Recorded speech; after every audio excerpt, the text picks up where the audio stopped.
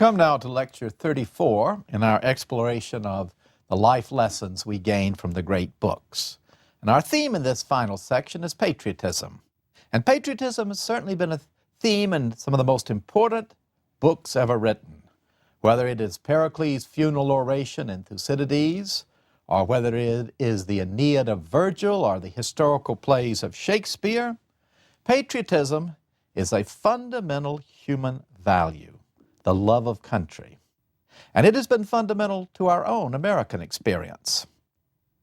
At the time of the American Revolution, the American Civil War, and World War II, America brought forth an extraordinary group of leaders. The entire founding fathers of our country, but above all George Washington, Abraham Lincoln at the time of the American Civil War, and Franklin Roosevelt at the time of World War II.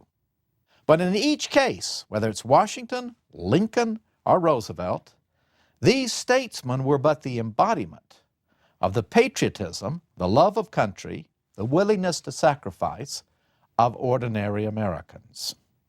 It was this patriotism that kept the army of Washington in the field. It was this patriotism on both sides that led brave men to grapple on the field of Gettysburg. And it was this patriotism that led American boys ashore at Guadalcanal or at Normandy. This deeper meaning of patriotism was captured above all in a single letter written by Abraham Lincoln. It was written to a Mrs. Bixby of Boston, Massachusetts. Executive Mansion, Washington, November the 21st, 1864. Dear Madam, I have been shown in the files of the War Department a statement of the Adjutant General of Massachusetts that you are the mother of 5 sons who have died gloriously on the field of battle. I feel how weak and fruitless must be any words of mine which should attempt to beguile you from the grief of a loss so overwhelming. But I cannot refrain from tendering to you the consolation that may be found in the thanks of the Republic they died to save.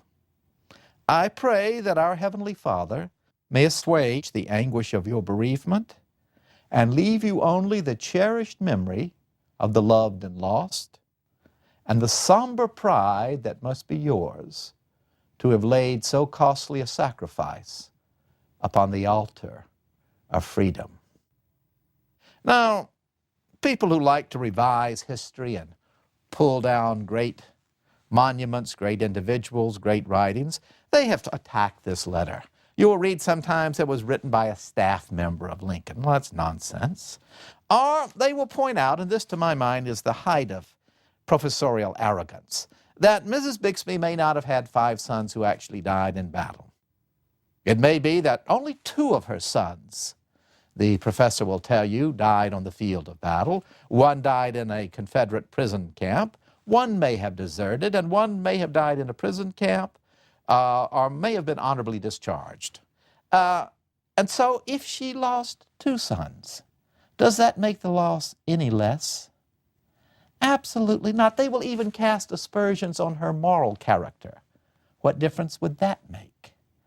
This was a profound statement of a very great president who hated war, who, when he was a congressman, voted against the Mexican War, who nonetheless led his country into this great struggle that was the Civil War, and suffered with every one of the 623,026 men, both Union and Confederate, who died in that war, who came to feel that the war was a punishment sent upon our country for the great moral wrong of slavery. And he expressed this deeper meaning of war, to lay a costly sacrifice, because death in war becomes a religious act. To die so that your nation might live. Lincoln's words carry us right back to John 3:16, from one of our first lectures in the course, that God so loved the world that he gave his only begotten Son, that whosoever believeth in him shall not perish, but shall have everlasting life. And so the everlasting life of this country, in the mind of Lincoln, was bought with the blood of these men. And so the letter to Mrs. Bixby is a profound statement of the American ideal of patriotism, and it was used as an important element in a movie that, if we made movies into great books and called them great books, Saving Private Ryan would rank right up there. To explain again the loss, in this case, of 3 sons to one mother, and the effort of the Army to save the 4th from perishing. That generation of Americans who fought World War II had its most significant embodiment in the minds of many of those men who fought their way across France in the life of General George S. Patton. And Patton is one of the premier instances of a true patriot who was also a mighty warrior and believed that he had a destiny. So all our themes of the individual of destiny, finding that one unique mission that they have in life, the ideal of the patriot, and of a man shaped by the great books, because Patton loved the great books, all come together in the life of George Patton. He himself was the product of patriotism. His family had come originally from Virginia, and in fact one of his ancestors was Hugh Mercer, a Revolutionary War general. And Patton had both his father and his uncle, as well as several cousins, in the Confederate Army.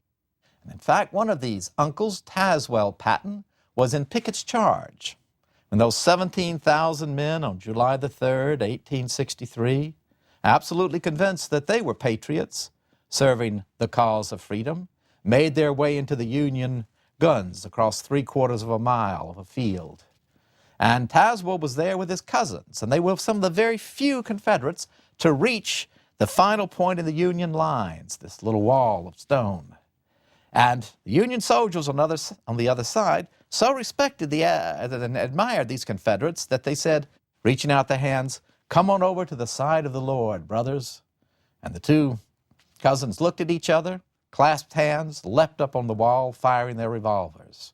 One was killed on the spot. The other, Tazewell, was lying there, and a Union officer took a final letter from him to the mother. And Tazewell wrote, "My darling mother, I lie dying in a foreign land, Pennsylvania, but my final thought is of you and the deep love I bear for you." And young Patton grew up on memories of this patriotism. In fact, he said that his mother kept beside him on the nightstand 2 pictures of bearded men. Until he was 6 years old, he thought they were Jesus and God. And then he discovered they were Robert E. Lee and Stonewall Jackson. So from his earliest days, Patton wanted to be a soldier. And his mother read to him and his father read to him the tales of the Iliad, of the Odyssey. He loved the Nibelungenlied, the Song of Roland, these gallant stories of knights of old. And he wanted to go to the United States Military Academy. And his father was a man of some political influence out in California, where the family had migrated after the Civil War. But young George's scores, or the boy as his father always called him, were not very good. And he could not get into West Point. Finally, they decided that he could go to VMI, which is where his ancestors had always gone, where Tazewell had gone, where Patton's own grandfather, who had been killed in action fighting for the Confederacy at the Battle of Cedar Creek, where he had gone. So he was sent to VMI for 1 year. Now, isn't that facing adversity? Many people would have just given up and said, "It's not my mission to be a soldier." But no, he went to VMI, then got into West Point, and promptly failed mathematics his first year. And they were going to kick him out, but he pleaded and begged and stayed on another whole year, and finally, by 1909, was ready to graduate. We even have his engineering textbook, and he wrote in the back of it, "Last class, thank God." Then he goes on and lists what makes a good general. And at the very top is, has to like to fight. That's the key. You have to like to fight. So he went into the cavalry and was served out on the plains of the United States, riding in the path of men like George Custer, whom he admired tremendously. Then in 1912, he got the opportunity to compete in the Olympics. Now, in those pristine days, the Olympics were not the big show they are today and all the endorsements. They were still a sort of a gentlemanly competition. And he wanted to participate in the pentathlon. And he was chosen by the United States Army to participate for the Americans in the pentathlon. And that is a traditionally military competition. It has sabers, fighting as part of it, dueling as part of it, pistol shooting, horseback riding, swimming, and also a marathon run. And the whole family, including Patton's father, who was absolutely devoted to the boy, sailed to Stockholm. And they arrived, and Patton had cut out all alcohol, all tobacco, eating only salads and steaks to get himself in shape. And the first night he was there was the night before the pistol shooting competition, which was his strength. He wasn't used to the sun being up all night, so he didn't sleep. So he did very badly in that first competition. Well, again, you'd kind of give up, wouldn't you? Not Patton, no sir. He went into the dueling competition. Now here he was at a great disadvantage because these European officers were superb with the rapier. Well, Patton went after them as though it was just another big sword and slashed and cut and slashed and cut. So he scored pretty high. Then he did better than expected in the swim. And then horseback riding was very good. And finally came the marathon. And he set off dead heat, just running as hard as he could. Collapsed right before the finish line. And next thing he knew, his father was looking down over him and said, "Is the boy dead?" But he wasn't dead, and might have finished with a medal had there not been a dispute, which he never pursued, over his shooting. He claimed that 2 of his bullets had actually gone through the same hole, but he said, in those days, we were gentlemen. We took whatever decision was given to us. We didn't need to be tested, of course. He didn't add that, but we could add that for any kind of substance abuse. And went home without a medal, but feeling he had done his best. And then came the First World War. And he was offered a staff position, which might have meant he could rise very fast. But he already understood that the new world would be based upon tanks. And he went into the tank corps.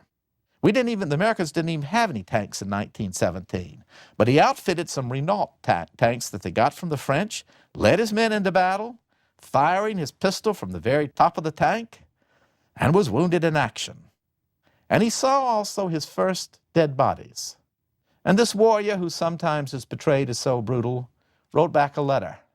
They were lying there in the moonlight, British and Americans and French and Germans, all mixed up. I thought each one of them was someone's baby, some mother's son that she diapered, that she stopped from crying, that she held in her arms. What a terrible thing war is. Then he returned to the peacetime army and formed a fast friendship with Dwight Eisenhower.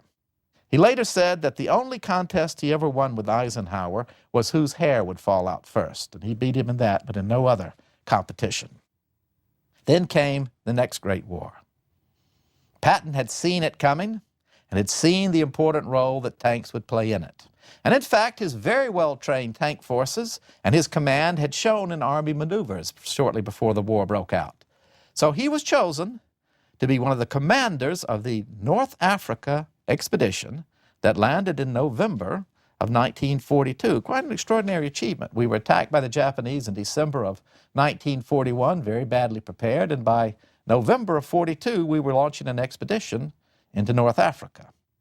Patton was one of the commanders of that expedition, which landed so successfully. He showed good diplomatic skills in dealing with the French government in Morocco, and then on March the 6th, assumed command of the 7th Army, which had suffered a terrible defeat in the Kasserine Pass, one of the first big operations in which Americans had come up against the Germans. And he took over command of that army, and he whipped them into shape. He never minded using profanity. He never minded pulling cooks in and saying, "Why aren't you dressed in a helmet and a tie and leggings?" "But we cook." "You put on a helmet, a tie, and a legging. And you always carry your rifle with you. This is an army." And by the time he had finished with them, they were a fighting force. So he was chosen to lead the next great Allied expedition into Sicily. And on July of 1943, with Patton in command, American troops, along with British troops under the command of General Montgomery, landed in Sicily. And for Patton, war was serious business. He understood that, the Germans understood it. And he had given his troops very clear orders. War is about killing. You cannot trust the enemy when they surrender. So some of his men shot down surrendering Germans. There was some controversy about it, but Patton stood by his men and said, "This is what I told them to do." He also got into trouble for leading his men ashore. General Eisenhower sent him a stern telegram saying, "George, your position is on the ship. You are not to storm ashore with your men." "But that's the only way we could take the position," he said. Well, politics played a big role in the war, and the British needed a great general. They needed to keep the home front well in support of this war, and General Montgomery was chosen to lead the most important push in Sicily. Well, all right, that was fine. And Patton's job was just to hold down the flank. But he decided he would carry out a reconnaissance in strength. And so with his whole army, he went along the shores of Sicily, came up and captured the city of Palermo, and then driving his troops hard, captured Messina before the British could get there. And American troops now marched through the first major liberated area of Europe, Sicily. And by August of 1943, Patton was the most celebrated fighting general in the United States Army. He had those qualities that make a great general: strategy, tactics, battlefield command, and logistics. Strategy, how do you win the war? Tactics, how do you win a battle? Logistics, getting your men in place and your material in place to fight that battle. And finally, battlefield command. What do you do when all your plans go awry? And his strategy was clear to the capturing of Sicily, the very key to the Mediterranean area. And tactically, his landing at Gela, the first city in Europe liberated, was superb. And he got his men in place. He always saw to it that they were well fed. And then battlefield command, he never minded going right up to the front and firing a colonel that wasn't doing his job and replacing him with a second lieutenant who would get the job done. And he also knew that these were rugged soldiers, and you talked to them in very rugged terms. And his language, now I won't say all the words because I don't want you to get mad at me, but just one occasion, if I may use just one bad word, the chaplain came up and said, "I just heard your speech, General, and it was just the worst language I've ever heard. Can you imagine the shock that our men feel about this? Don't you ever read the Bible?" "Hell yes, I read it every goddamn day, chaplain." That's what he said, and that was his language. And in August, most celebrated fighting general in the Army, he was visiting a hospital tent. And there, pinned medals, chests of brave boys who had been wounded in battle, he knelt beside and held in his arms some who would never see the next day. Then he came into a ward, and there was a soldier there, whimpering and crying. And Patton, who was accompanied by the doctors and some nurses, went up to him and said, "What's wrong with you, soldier?" "I just can't take it." "What's wrong with him?" "He has battle fatigue." "Battle fatigue? What is that?" "Well, they called it shell shock in the First War." "Yes, and there was a bunch of then and there's a bunch now. He's just a coward. He doesn't want to fight. No, his nerves are shot." And so Patton slapped him. Then a few days later, he found another soldier doing the same. And he was more outraged because he was pinning medals on these brave soldiers and seeing the other soldiers who lay dead from their bravery. So he slapped this one and said, "You're a coward. You ought to be shot. I'm going to shoot you myself." And he pulled out his pistol. The doctors led him away. Well, this was serious. And the Army tried to keep it quiet, but one of the nurses had a newspaper boyfriend, a journalist. And you see, the newspaper men never liked Patton. They loved Eisenhower. They loved General Omar Bradley. They didn't like Patton. He was a strutting martinet. More at home in the German army, they said, than in the American army. So the story erupted. And Franklin Roosevelt himself wanted Patton brought home. Lose his rank, lose his command. But Eisenhower, not out of friendship, but simply because Patton was useful, stuck by him. But Patton, who would have been chosen to lead the great invasion at Normandy, was now sent on a nonsense task in England, where he was to organize and be in command of a non-existent army stationed in the north of England. But it wasn't quite such nonsense. The Germans knew that Patton was the best general the Americans had, and the Germans were convinced that he was going to lead the expedition. And the idea that somehow someone would not be chosen to lead an expedition because he had slapped a soldier was so patently absurd that the Germans put it down as just one more example of how inept the Americans were in coming up with spy schemes. And so Patton was up there in the north of England. All this radio and telegraph traffic kept coming in and out about this army, and it made the Germans absolutely convinced that when the Normandy invasion came, it was going to come at Calais. So Patton served his purpose. But he had one other order, and that was keep your mouth shut. That is what General Eisenhower told him, keep your mouth shut. Well, he did, but he was supposed to be visible. And one of his little tours was to go to a little town, Knutsford it was called, where they were going to institute a new canteen for British and American troops. And he was there, and the ladies of the town, serving their country in this way, they asked Patton to give a little speech. And he said, well, no, I'm not supposed to speak. They said, oh, please do. He said, are there any newspaper people here? No, there are no newspaper people. So he gave a speech. And in it he said, it is good that the Americans and British soldiers get to know each other better because after the war we're going to rule the world. And his aide, what about the Russians? What about the Russians? It's too late. There were newspaper people there, and again, it was blown all out of proportion. Well, this time he got a demand from General Eisenhower. You come to London. Patton arrived. Eisenhower brought him into his room. Eisenhower had a terrible temper. He's glaring at Patton. Finally, Patton got up. He had his helmet on, walked over, stood over Eisenhower. Patton's a great, enormous man, well over 6 foot. And Eisenhower said, what was he going to do to me? And he stood up, and Patton put his head on Eisenhower's shoulder. The helmet rolled across the floor. And Eisenhower later wrote, I always wondered what someone would have thought if they had come into the room at that moment. George, you keep your mouth shut. Do you hear me? I am not going to stand up for you again. But Eisenhower had to, because he knew he needed a fighting general.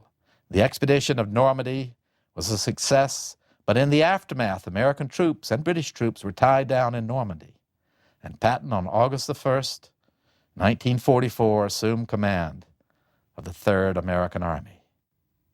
And he led them on one of the most bold attacks in all of history, his tank corps sweeping ahead, driving the Germans from position after position until by August 28th they had reached the Rhine River, and Paris itself had been liberated, and Germany seemed on the brink of absolute defeat. And then suddenly, there was no more gas.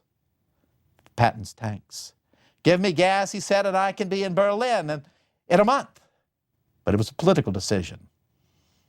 The Russians were to capture Berlin, and Patton waited. By December the 16th, the Allied High Command was convinced that the Germans were finished, that the Germans could not launch another major offensive. Only Patton doubted this, because he didn't listen to the information that came down through channels. He questioned German soldiers that were captured. He brought them into the questioning room and interrogated them. Wo warst du in Russland? Wo warst du in Russland? Where were you in Russia? Look at that. Look at that. Look at the arms on him. That's a soldier. You hate me, don't you? He's a veteran from the Eastern Front. They are putting their best troops, and they're going to attack one more time. Read history. The Germans always launch an attack when the darkness seems greatest. They'll launch an attack, and so they did. The Ardennes Offensive, the Germans call it. We call it the Battle of the Bulge. And the American High Command was taken by absolute surprise as 3 German armies, the 5th, the 6th, and the 7th, under superb generals like Zip Dietrich and Hasso von Manteuffel and Erich Brandenburger, smashed into inexperienced American troops. And they met in the great fortress city of Verdun, Eisenhower calling his generals together. A desperate situation. And he asked, can you or anyone hit the German flank? And Patton said, I will have my troops in action along all fronts in 3 days. It's 100 miles over icy roads. Don't be facetious, George. They will go into action. And so they did. And the Third Army carried out one of the greatest winter marches in all of military history, coming to the rescue of the brave 101st Airborne and their bold commander, McAuliffe, who told the Germans nuts when they asked him to surrender. And then on across the Rhine. And just like Winston Churchill, you'll have to forgive me, Patton pissed in the Rhine. The Germans had brought this all on the world. And then the war was over. And Patton was again the most celebrated general in all of American military at the time. A greatest fighting general, beloved of his troops. And he was also a little dangerous because he never learned to keep his mouth shut. And he kept talking about what we ought to do is arm the Germans again and attack the Russians. They're our real enemy. So what do you do when somebody who's a total danger like that, and you want to get rid of them, but you can't just fire them on the spot because they're too celebrated? You give them a job they are absolutely unsuited for. And so they made Patton military governor of Bavaria, which called for superb diplomatic skills, which Patton really did not have. He'd gotten along well enough with the French, but this was beyond his capacity. So there he was, military governor, and he was faced with an enormously hard task. That is to say, Germany was in absolute ruin. 80–90% of its cities destroyed. A hard winter coming on when you had to feed and keep people warm. And almost everybody, as he said, had been a Nazi. That's how you got any job, was to belong to the Nazi party. So he did what other military governors did. He let Nazis stay in their position if they could run a subway, or run the waterworks, or run the electric factory. But somehow the press picked on him. And they asked him again and again, and he was required to give press conferences. That was another thing. He could not give a press conference. He could not sit there and let some newspaper person harass him as though he were a schoolboy. So there he was one August day, and he didn't want to be there in the first place, and his aides had made him hold this news conference, and he wanted to leave, and he was going out the door. One of the newspaper men, who was particularly obnoxious and had been blowing smoke at Patton all during the meeting, popped up and said, "So would you say that the Nazis are sort of like the Republicans and Democrats?" "Yeah, something like that," said Patton. Oh, no. The newspapers got this. If it was a Republican newspaper, they said, "Patton says Nazis like Republicans." If it was a Democratic paper, they said, "Patton says Nazis are like Democrats." And this time, he was finished. They put him in charge of the military unit writing a history of the war. There he was in Heidelberg on December the 9th, 1945, stripped of his command. His staff felt he was so downcast that they should maybe take him hunting. And so they were going out on a cold morning this December the 9th. He was sitting in the back of his car with one of those old-fashioned windows that let down between the driver and the back seat, with his favorite little dog, Willie, William the Conqueror, beside him. A truck pulled out in front of his car slammed on its brakes. He fell forward. The driver was absolutely unhurt, but he rushed back, and he could see that Patton's forehead was damaged, but it was worse than that. "I can't walk." They took him back to the military hospital. The finest neurosurgeon in the American Army was flown over. But on December the 21st, uttering his last words, "This is a hell of a way to die," Patton passed away. His wife thought he would be taken back and buried in Arlington Cemetery. But no, he was too controversial. So she was told while she was still there in Germany, he can't be buried in Arlington. Why? Well, the Army's not taking people back to be buried there. That's nonsense. Every day they're taken back. Oh. Of course, she said, bury him with his men. And so he still rests in the military cemetery at Luxembourg, along with the brave men of the Third Army who died to give us freedom. Patton had one destiny in life. It wasn't to lead the great Normandy invasion. That required a general like Eisenhower, a master organizer. It was to lead his men in that one desperate struggle, starting in France, breaking the German lines, and then the Battle of the Bulge, to lead his men on that 100-mile trek to slam into the Germans, to come up against the finest infantry in all of Europe, and to see that the American soldiers that he had trained could take everything the Nazis threw at them and stop them dead in their tracks. "I am so proud of these men," he said, and so we should be proud of George Patton, patriot and a man who found that one thing in life he was meant to do. May we all be so lucky.